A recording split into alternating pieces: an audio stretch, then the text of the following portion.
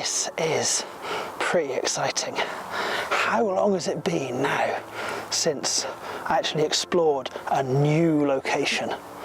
Well, it's definitely been over a year, put it that way, because of all the coronavirus business. But actually, we're still in lockdown, and this is in my local area. And I've been meaning to come here for well over a year, and I've just never found the time, or when I have had the time, there's been other places to go. But yeah, I've come to a golf course, and yeah, golf courses are ubiquitous here on the west coast of Scotland, and also in the scrubby bits they're often really, really good for wildlife. But I'm not actually here for the golf course, I'm here for this, which is on the other side of the golf course, and it's basically flooded ground, and there might even be some salt marsh in there, I think, and it's basically between a major river and this golf course, and it's a protected area for wildlife, so it hasn't been developed. There's actually tremendous development pressure to build on here, but luckily it is a nature reserve, and therefore they can't build on it, which is good. And the reason I'm here is that in previous years this is a location where people have seen short-eared owls. And you might remember last year I actually went out and tried to see some short-eared owls with my friend John, and we didn't see any, and I thought I'd come out here and just explore this new location. The chances of seeing, you know, an owl, if I rock up to a new location, just turn up and just immediately see an owl, that would be kind of crazy. That's not how this works. But this is going to be my opportunity to kind of have a look here and look at where the likely places might be, where there are perches and, you know, fence lines and things, and where I can actually sit and wait for the action to happen if it does. So I'm just going to really just have a walk around here and explore, and yeah, I don't really mind if there's no wildlife, because it's a lovely day. I mean, it's a little bit breezy, but again, west coast of Scotland, that's normal. But you know, there's a bit of sunshine, and I think there might be a really quite nice sunset at the end of this. And yeah, I've got a couple of hours to potter about this location and see what I see. And hey, if we're super, super lucky, we might see a short-eared owl. So actually, even before walking out into this area, the first thing I'm going to do is I'm just going to stop here for a bit and scan with my binoculars just to see what's out here before sort of venturing forth and making myself obvious in the landscape. So I better start wandering about. There's a little bit sort of in the middle of this area that looks to be more wooded. In my mind, wooded means less wet underfoot, means I can probably stand about there and watch. So I'm going to try and pick my way over to that and, well, essentially just see what I find. There aren't any paths, as far as I can tell, in this, so I'll just find my way. But yeah, I'll bring you along. We may or may not see anything. It probably won't be a vlog if I don't see anything.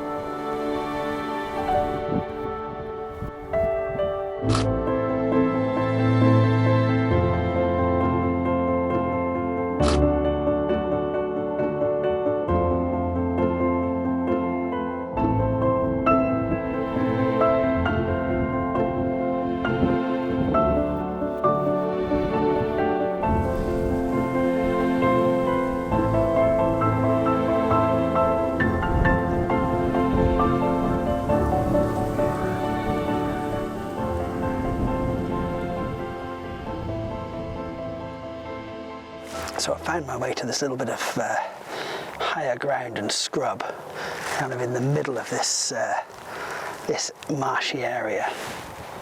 And yeah, I saw that roe deer on my way over here. That was absolutely brilliant to see that. It was a really nice encounter. It saw me. That was inevitable. I was quite sort of out in the open, but there was quite a kind of marshy, sort of almost even open water bit between us, and I think it kind of knew that I wasn't going to be approaching it anytime soon, so it kept an eye on me, but it was generally unbothered that I was there, so that was quite nice. I'm pretty convinced it was too far away to get any really nice pictures, but I got a couple and got that video. But really it's the fact that I went to see it and kind of had that little experience. That was the main bit for me. The sun's kind of getting towards setting now, and the light's going to deteriorate really quickly once that happens, but I've got quite a good vantage point here, and I'm a little bit out of the wind, so I'm going to hang out here for a bit, I think, and just watch to see what happens out over this marshy area in front of me, and sort of behind this hillock. I might actually go over there to watch as well. And yeah, essentially I'm going to hang out here until it gets dark and see if anything turns up. I've been watching out over the flat area for the sort of telltale flight of a short-eared owl quartering. I haven't seen it yet. I've seen a few gulls that are, a pale bird also doing a similar kind of floating flight, and they've caught my attention. I've been there with the binoculars, but all far too far away for getting anything with the camera, to be honest. But yeah, it's grand to be out. It's really very, very nice being out here. It's, yeah. Yeah. I can hear a busy road and a town just not very far away, so it's not got that much of a wild feeling, but it also has the feeling here of somewhere that people don't come to very much, and that's kind of nice because it's somewhere for the wildlife to kind of call its own, which is good.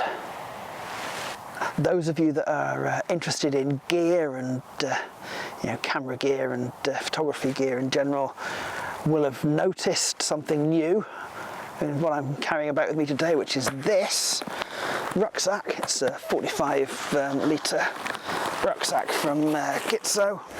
I got it just before Christmas actually, but I haven't been out vlogging, so you won't have seen it.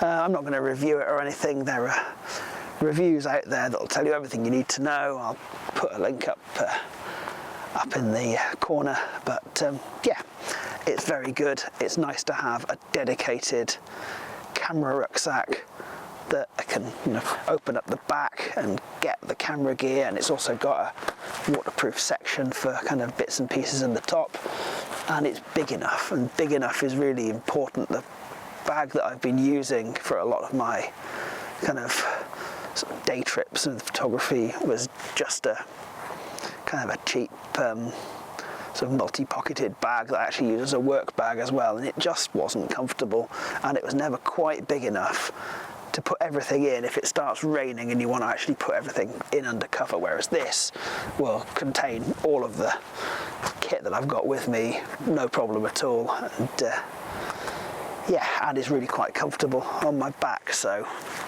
that's a win. Quite like that.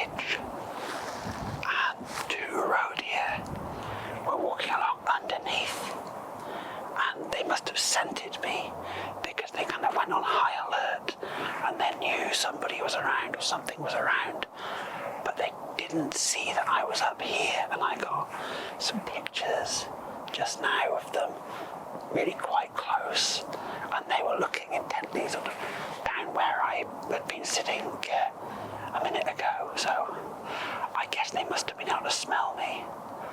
But that was really, really nice. I wasn't expecting to see roe deer, and I don't really know why I wasn't, because if I think about it, this is an absolutely ideal habitat for roe deer. So yeah, that was a really, really nice little moment. It's made my day. It's great. Unfortunately, of course, I was above them, and so in terms of kind of a connection with them when you make a photograph, you often want to be on a subject's eye level, and I was very much above them, but I'm still pretty pleased with some of them, I think.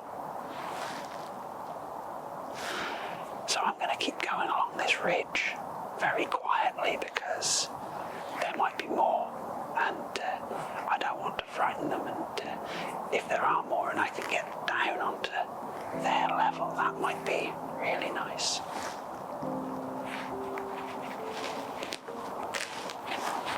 Okay.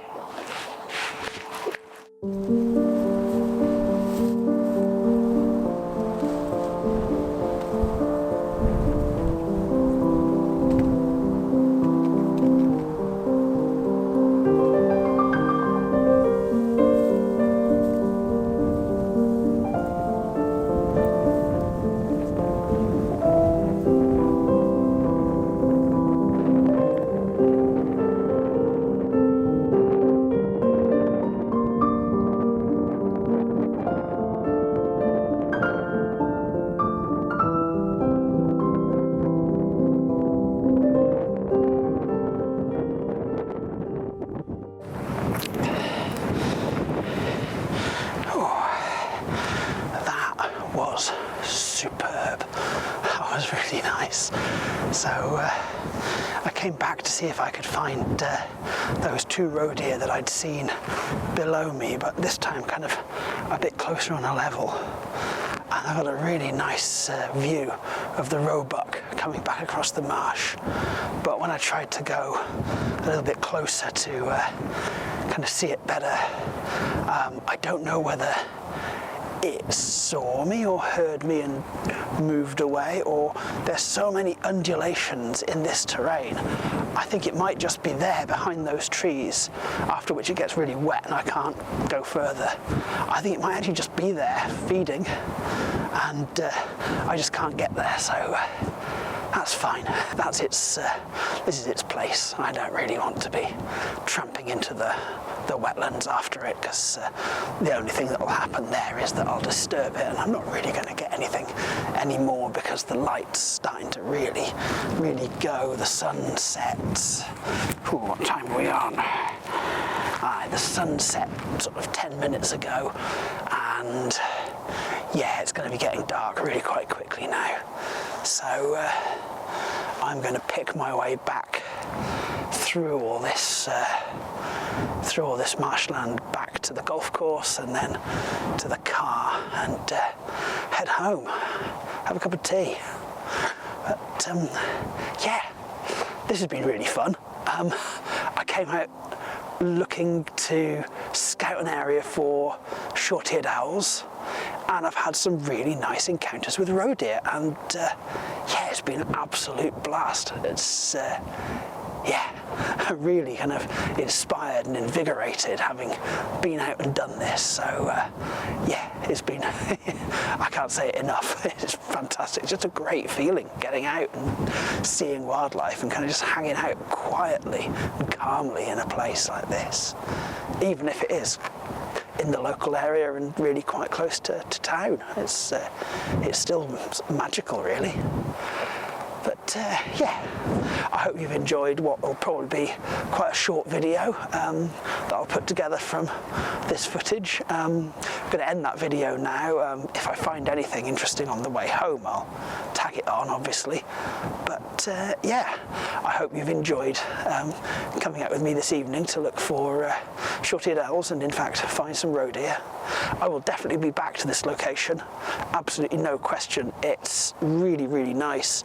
I'll come back maybe even quite soon, because I quite fancy seeing some short-eared owls if they're around, and maybe I'll come early in the morning as well and look for roe deer again. But yeah, if you've enjoyed it, please leave a comment and give it a like, and if you enjoyed the videos I make on this channel, please consider subscribing if you haven't already, and I will see you on the next one. Bye for now.